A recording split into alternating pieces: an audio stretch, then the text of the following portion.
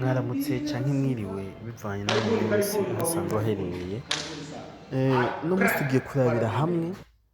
ingene Big Fizzo yaraye yakiriwe mu gihugu c'Ubuganda, neza na neza ku mugwa mukuru i Kampala, aho yakiriwe neza nk'umwami. Ndetse twovuga ko Big Fizzo ni umuririmbyi w'umurundi asanzwe amenyerewe cane mu gihugu ca Uganda, kuko amaze kuhakorera ibiteramo bitari bike, aho mbere afise n'abagenzi benshi b'ivyamamare bamenyekanye kera muri ico gihugu ca Uganda,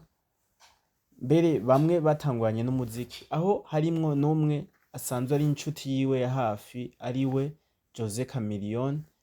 bamaze no guhurira mu ndirimbo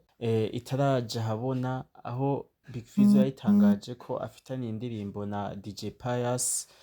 afitaniye n'indirimbo na Jose Chameleone n'abandi benshi mu ndirimbo afise muri stock atarashira ahabona. Kimwe mu vyerekana ubukuru n'ubutwari bwa Big Fizzo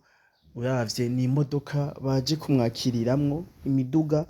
irenga 3 yaje kumwakira, aho harimwo n'umuduga usanzwe umenyerewe uzimvye cane ariwo Range Rover, usanzwe uhagaze miliyoni arenga 500 y'amarundi.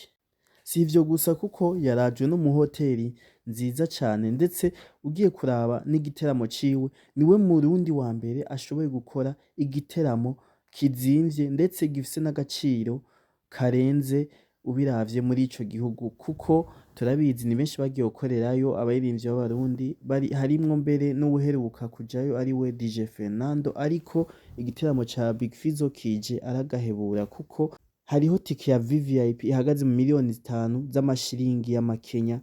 agera mu miliyoni 10 z'amarundi. Bimwe mu bintu vyashoboye gutangaza abantu benshi, kubona umuririmbyi w'umurundi